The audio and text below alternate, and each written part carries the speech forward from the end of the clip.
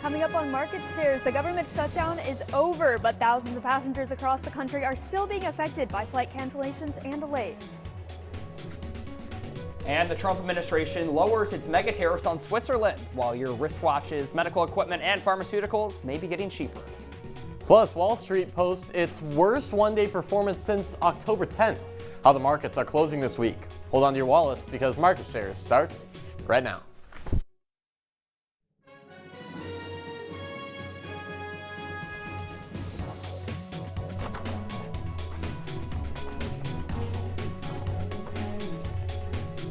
Good afternoon and welcome into Market Shares. I'm Ben Bascuk. And I'm Riley Underwood. Let's get right into our market update.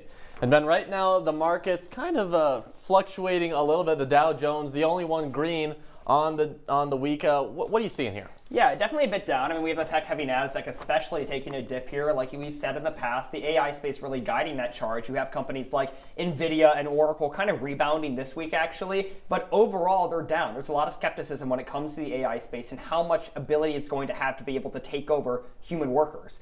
They released some earnings reports this past week, and especially in the NASDAQ, I mean, NVIDIA is leading that charge, the third most valuable company in the world following Apple and Microsoft. But they're having trouble conveying that sentiment to investors, especially when 90% of their revenue is abroad in China. It seems like there's a lot of volatility, a lot of sell-offs in the market right now. You talked about Oracle and NVIDIA kind of propping up that tech sector. I mean, the government is now reopened, so that raises a couple concerns, but that also means that earnings reports are coming out, which could bode well or not so well for your company, depending on what it is. Right, and a lot of these earnings report, they've chosen to stay silent. We'll get to that with Disney here in a minute, but we have companies like Palantir is back up, Tesla's up. Tesla finally proving that they can sustain themselves without the federal government's assistance, with Elon Musk no longer kind of being in the executive branch and in that sphere of things. But other companies, especially in the tech sector, just facing a rocky time with U.S. relations with China, with those tariffs, and a lot of that manufacturing, whether it's GPUs or data processing plants abroad in other countries. Well, Palantir, government opening up, that bodes well for them. Let's take a look at our market movers.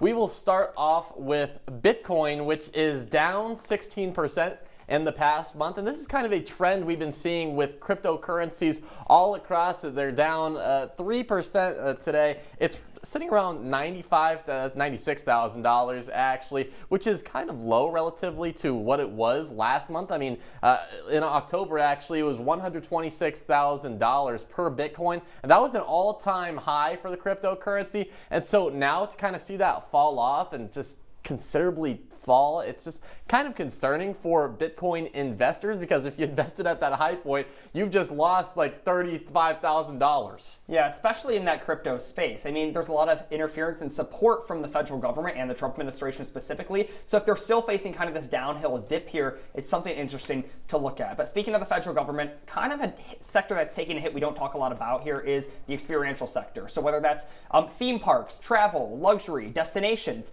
all these kind of companies are down this week, including a company like StubHub. Now, StubHub is one of those companies similar to a Live Nation that had a busted IPO, and ever since then they're down about 36% since their public offering, and they've have not proved their ability to sustain themselves. Something like a Live Nation has. StubHub is still facing that struggle with consumers. Let's talk about Disney a little bit, and a lot of people can't even watch Disney if you've got YouTube TV still, and investors are taking notice. Disney is falling kind of considerably.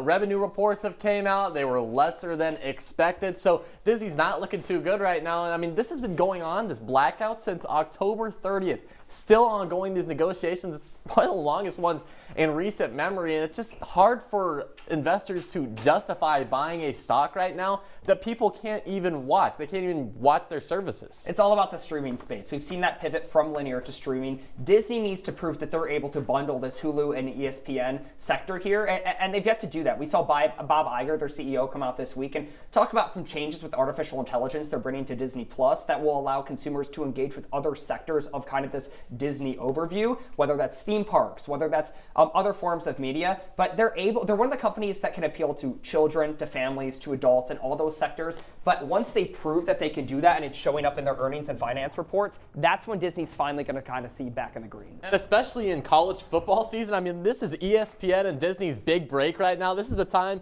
that people really tune into ABC and ESPN to watch college football on Saturdays, and a lot of YouTube TV users, they just can't do it, and the numbers have shown it. Yeah, once they kind of said, like they lock down streaming, then they'll be good to go. But until that day, might be seeing Disney more in the red. But Disney is not the only victim of discouraging earning reports in the experiential economy, with major players in travel and leisure all taking a hit this week. The government shutdown is over. Flights are taking off, but investors are left on the runway. Today marks 1 week since the FAA mandated flight cuts to begin. Since then, thousands of flights have been canceled and even more delays, leaving passengers scrambling just before Thanksgiving. Our Lauren Holdmeyer joins us now live from the Syracuse airport with an update on how flights are holding up. Lauren? Yeah, that's right, Ben and Riley. As you mentioned, the government shutdown is over. That's been over for a couple of days now, but passengers across the United States are still left scrambling. Some of those flights have been taking off more than we've seen in the past, but just so far today, over 17,000 delays and over 950 cancellations. That is a little bit better than the numbers we saw over this past week, but still a significant number. And now we're just about a week out from that busy Thanksgiving travel starting to take off. At Syracuse today, already 3 delays and 2 cancellations. So the Syracuse airport is shaping up to be much better than it was earlier in this week when we covered that for you. But today, 40 major airports across the United States are still mandated to 6% flight cuts, and air traffic controllers are expected to return to work quickly after being out of pay for over a month. And the airlines as well are optimistic that their schedules will start to be on a better track before that Thanksgiving travel does start to begin.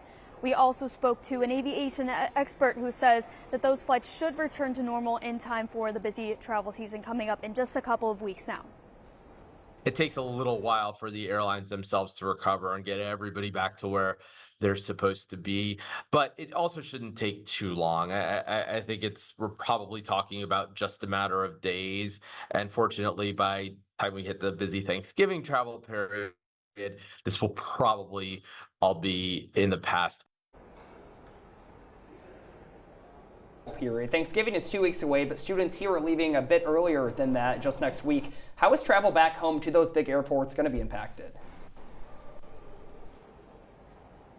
Yeah, so most of the flight cancellations and even some significant delays we've seen here at the Syracuse airport over the past week have been to those bigger airports like LaGuardia, JFK, and O'Hare. And of course, a lot of Syracuse students are either flying to those airports to return home or flying through those airports with connections. So that's definitely something that we're going to be keeping an eye on, though we do expect most of those to be under control by the time we come next weekend when students will be returning home for Thanksgiving. Lauren, let's talk about the economic side of things. How are investors reacting to flight cuts within those major aviation companies? Yeah, so 3 of the biggest airlines in the United States, United, Delta, and American, all took a pretty significant hit from these flight cuts. While they only have lasted a week now, as you can see, United is down 3.89, Delta down 1.28, and American down 0.26. So definitely a significant hit that these 3 companies have taken, and Southwest is on the same scale as these. So yeah, for investors, it's not looking as good for them, but hopefully that should start to return to normal in the coming days now that the government shutdown has concluded. All right, thank you, Lauren. Well, coming up on Market Shares, $2,000 for Americans like me. President Trump proposed a unique solution for the growing affordability problem.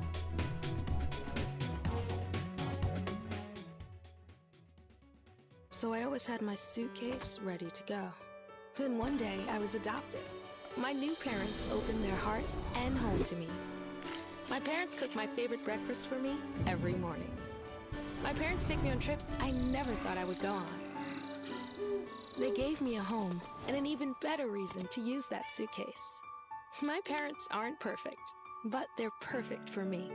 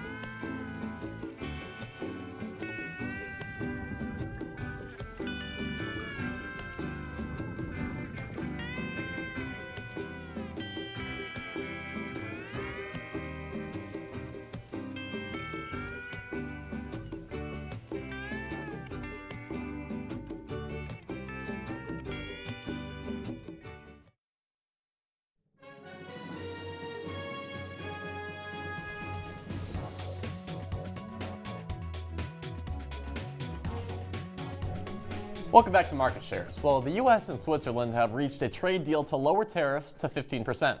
Back in July, President Trump announced Switzerland would be hit with a 39% tariff rate, one of the highest imposed on a single country. Switzerland took a hit from the tariffs. Last month, Swiss officials cut the country's economic growth forecast for 2026, citing the, quote, heavy burden of the U.S.'s duties on its industries. United States Trade Representative Jamison Greer spoke about the deal on CNBC earlier today. And this is something where we've essentially reached a deal with Switzerland where they're going to send a lot of their manufacturing here to the United States, pharmaceuticals, gold smelting, railway equipment. So we're really excited about that deal and what it means for American manufacturing.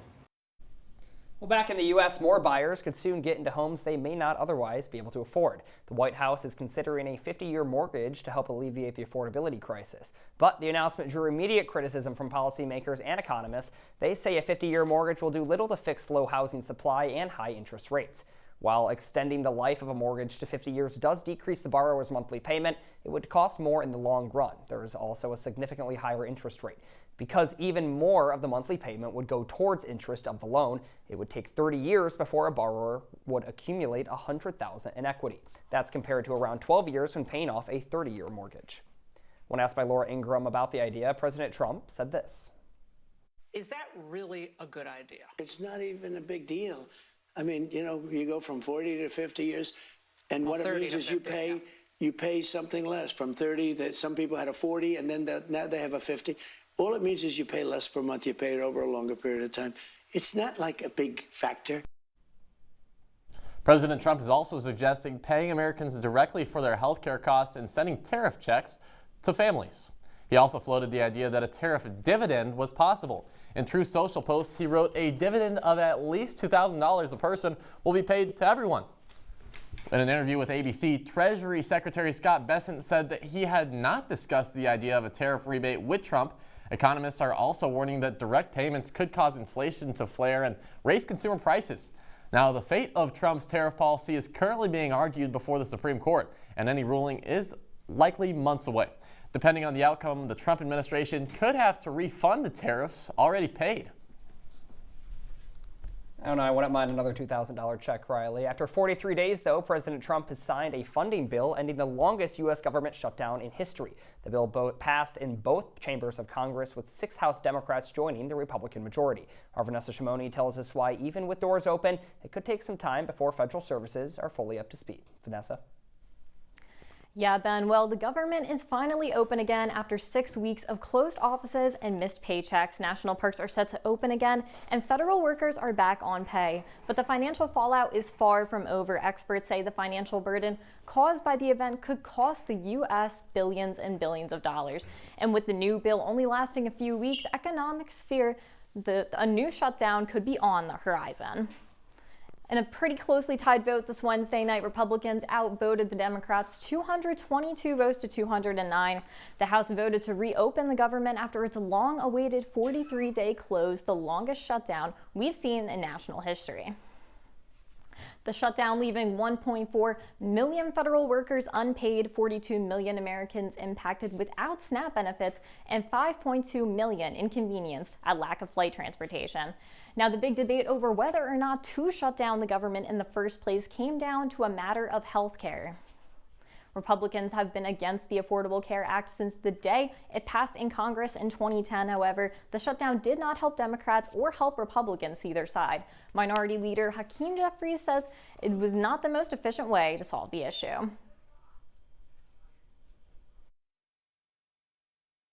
The short answer is shutdowns are never things to be embraced. And unfortunately, Republicans decided to embrace a shutdown with their complete control of government rather than sit down with Democrats and find a bipartisan path forward. You mentioned that So what now? The short-term effects could include SNAP funding benefits that'll last through September of 2026. And we're also starting to see federal employees that are starting to get into the office again. And it's good to see that employment starting to reach that federal level again. Some even as early as yesterday morning were in their offices. We're also seeing some reversals of tariffs that are planning to be reversed within the upcoming days, and some TSA workers that are potentially set to receive $10,000 bonuses. And even what Lauren was talking about with the flights earlier, we are going to see that the major airports are going to have to take some time to transition back. And unfortunately, that's going to make some of the Thanksgiving and Christmas holiday flights a little bit more expensive this year. But once we hit that New Year's mark, we should be in a pretty stable condition with flight costs back to normal. So. Yeah, thank you so much for joining us at the desk, Vanessa. Definitely interesting to see kind of the decisions from this shutdown. We hear it's over, we think everything's back to normal, but it is going to take some time for some of these benefits and prices in the markets even to catch up. I want to start off here and kind of ask about the political side of this, because we saw these Democrats, 6 of them, split off, not necessarily following that top-down order that we usually see in Congress, leading with the leaders, and join Republicans to reopen the government. How are the other Democrats responding to that? Well, Democrats are not happy, Ben, and that is for certain. And we're seeing that there are a number of Democrats that were voting on the side of Republicans to reopen the government.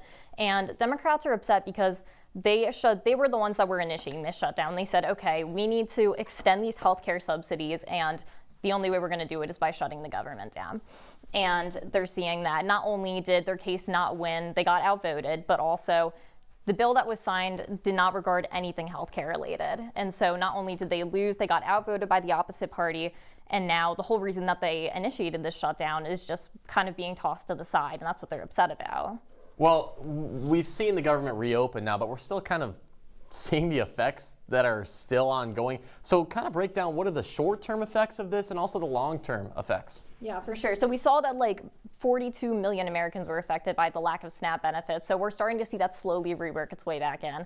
But in addition to that, like I said, there were federal employees, they're back in there working again. And even just from like a national scale, we're seeing that the Congressional Budget Office says that this is going to cost the U.S. anywhere between $7 billion and $14 billion to recover from. And especially with everything that's been going on with tariffs and things like that, it's putting the state of the U.S. in a really like unstable economic state right now. And we can even see that the 6-week shutdown is going to result in an $11 billion GDP loss, which on top of tariffs is it's a lot for the Congress's budget to have to tackle. Yeah, definitely try to maneuver that deficit. The other interesting thing here is the election that just happened, right? We saw this blue wall across the nation here in Onondaga County, but also on the national level with the New Jersey governor and with other gubernatorial races. And Democrats, who are party line voters who were against this kind of siding with Republicans to reopen the government, say, hey, this was a demand from the American people to keep holding our ground and stay to doing what we're doing because they did vote blue. So the question on the other Democrat side is, why would you fray when you have this large kind of election demand to keep your ground? And I think that's where the disagreement's coming from. That's really interesting stuff. Thank you so much, Vanessa. Yeah, and the other interesting thing is the Republican response to this, right? I mean, they finally got what they wanted. Democrats did not. They didn't have the ACA benefits before the shutdown. They don't have the ACA benefits now, but we went through a, 43-day shutdown? And like you said, still hitting some of those repercussions of that. Yeah, and where we see a lot of the frustration coming from, too, is that the Democrats are seeing that there's a big economic problem, right? And they're saying, okay, well, their Republicans are kind of trashing to the side the healthcare benefits that like U.S. citizens need to like live just a healthy, normal life for the sake of like the economy, which is a big deal. But you have to think about, the citizens that are also getting affected by this. Like, it's not just how the government works, Yeah, the big question, who is receiving those federal benefits from the Republicans claiming that it's not all U.S. citizens? Time will tell. We'll have to see how that all plans out and kind of this reconstruction effort that's happening in Washington, D.C. Thank you so much for joining us at the desk, Vanessa. Well, coming up on market shares, rising prices as the holiday season approaches is adding stress onto the pockets of Americans. How much your Thanksgiving turkey could cost when we return. Welcome to my house. Everybody's pretty tired of each other. The walls were closing in. Clearly a case of too much family, too close, 24/7. If this sounds like your house, try going someplace new. YourLifeYourVoice.org. you'll find lots of ideas to help you handle the family stresses of being confined to close quarters. YourLifeYourVoice.org. It could help you find a little more breathing room.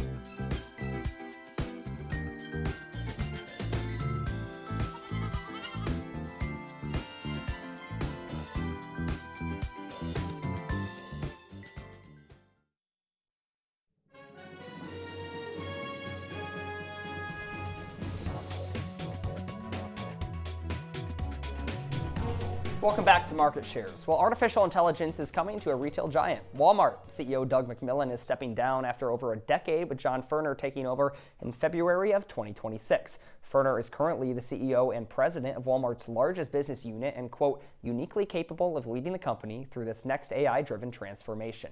The transition comes during a shaky time for retailers as tariffs and low consumer sentiment has played a big role in sales, yet Walmart is overcoming many of those issues plaguing competitors. Its supply chain dominance allows Walmart to offer low prices on necessities. In the company's most recent earnings call, its fastest growing customer base includes households that make over $100,000 a year. McMillon will remain on its board until next June and will be an advisor to Furner through the 2027 fiscal year. The BBC is apologizing to President Donald Trump after a misleading edit of his January 6th speech. Trump's legal team sent the BBC a letter earlier this week demanding it retract any, quote, false, defamatory, disparaging, and inflammatory statements about the president from a 2024 documentary by Today or face a $1 billion lawsuit. While the network issued an apology, they argue that the president's legal threats don't rise to the level of a defamation lawsuit. The fallout led to the resignations of BBC director Tim Davie and head of news Deborah Turnus. Whether they sit in your pocket, couch cushions, or piggy bank, pennies are part of the fabric of the country and economy. After over 230 years, the U.S. Mint has pressed its last penny. The U.S. Treasury Department announced the decision back in May, with production costs reaching nearly 4 cents for every penny made. While the currency is dead, it's not gone. An estimated 250 billion pennies are already in circulation, leaving customers and businesses to navigate a newly limited economy. Even before production ended, a shortage of pennies began causing businesses to come up short on change. Many retailers reported that they're being forced to round down when customers pay with cash, and other major businesses are stockpiling pennies and urged employees to gather rolls of coins when they go to the bank. For consumers, not much change there. See what I did there, Riley? The U.S. Mint expects to save around $56 million per year without the coins in production. Well, as Thanksgiving is just around the corner, that means it's time to pick out a bird, but also time to gobble up some savings for your wallet. With turkey prices on the rise this holiday season, CitrusTV's Brandon Myers visited one other option in CNY that may start to look worth the price. In 2024, Americans spent just over $983 million on Thanksgiving turkey, with an average bill of $431 per celebration. That's according to Fortunately, who also says Gen Z was expected to spend the most. I did not realize that Thanksgiving dinner costs that much for just like one family. A recent USDA report shows that frozen turkeys are up to around 171 cents per pound. That's a 78% price hike since last year. When we see these disease or, real disruptions to supply chain, we see a reduction, at least in animal products, right? We see a reduction in the amount of product we have, so in this case turkeys, which causes a higher price. Now, the uptick in turkey prices is mostly due to bird influenza, which saw a recent spike in September. But for these guys, grown regeneratively, it's not an issue. The sun has an amazing impact on bird diseases. If they're outside in the natural environment, they get the sun, that kills everything. Craig Kennedy is the owner of Twin Brook Farm in Camillus, one of the many organic turkey farms in the region. He says that despite organic turkeys costing more than frozen, people just keep pecking. But we've got a good many customers that keep coming back, plus we pick up a few new ones every year. And of course, we have a very, very small quantity compared to the conventional, where they can raise thousands of them. And as those thousands go up in price, the better taste from organic could be worth the bill, or even divided amongst your loved ones, both for economic reasons or just in spirit of the holiday. I guess at this moment, at a Friendsgiving, I'm not necessarily worried about like the quality, more just like the people around me and spending time with them. Reporting for Market Shares, Brandon Myers. Citrus TV News. Thanks, Brandon. Now, where you spend more on turkey, you can save in other foods. A Wells Fargo report released earlier this week showing iconic sides like dinner rolls, cranberries, and my favorite, stuffing, are all down in price. What's your favorite? It's my favorite. What's your favorite, Riley? The sides? Oh man, they're all. I think you got to go with that macaroni and cheese. Are you a turkey guy? Yeah, you gotta love turkey. I'm not. Never had a good turkey. It's always dry, no matter where I go. It's, well, that's never. It's never kind of a what vibe. it is. Huh? It's kind of what it is. So you're embracing the dryness of the turkey. You're a big fan. Yeah, like good. smacking on it, no Maybe water. Like, no, I like water. Like I enjoy eating water. peanut butter. Like I mean, peanut butter is good. All right. You don't like peanut butter? I'm a big peanut butter fan, but I'm not a turkey fan. I am a stuffing fan. You know, Ben, he likes peanut butter jelly. He puts peanut butter in his cranberry sauce. Don't do that. Yeah. This Don't is let him tell you libel and otherwise. this is slander. Don't let him Live tell on you the news. otherwise. All right. Enough of that. Well, coming up on Market Shares. Yeah. My favorite Thanksgiving treat. The McRib is back under the golden arches. How this fan favorite is impacting the Mickey D's stock. They told me a bottle couldn't dream. That I would never become a superhero.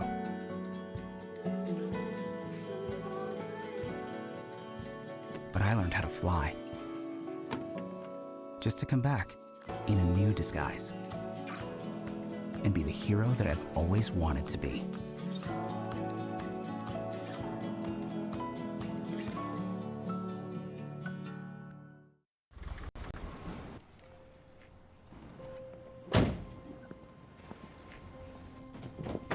Dad, they took over my bedroom. Come on, come on.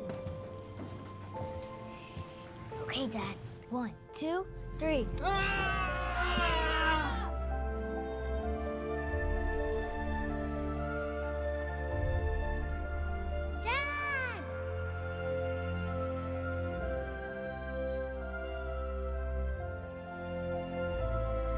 You saved me. Dad? Are you okay? I'm fine, dear.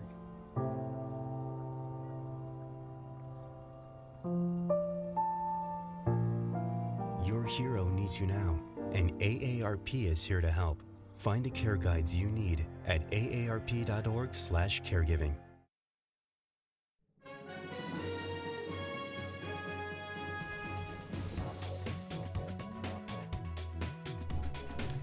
Welcome back to Market Shares. Well, the McRib is returning to McDonald's menus for a limited time this month, an event that has historically boosted the company's stock performance. Economists have found that the S&P 500 records a higher average daily return on the days that McRib is available than when it isn't. This time the sandwich is returning regionally instead of nationally.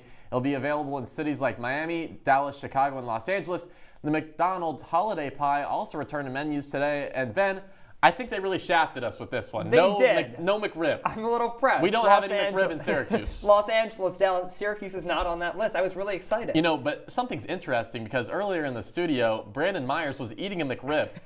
I'm just wondering where he got that. We did try the McRib on Market Shares last year, and the markets did follow this trend. Yeah. It I think they were true. watching. I mean, there is this idea that when you have a product like the McRib that has so much notoriety kind of in media and online, that maybe it does boost stock performance. Maybe people do turn out. I know you and your family like to go get McRibs on Thanksgiving. Yes, so. I love McRibs, yes. Yeah. Is that where you're going this year? Going to the Golden Corral.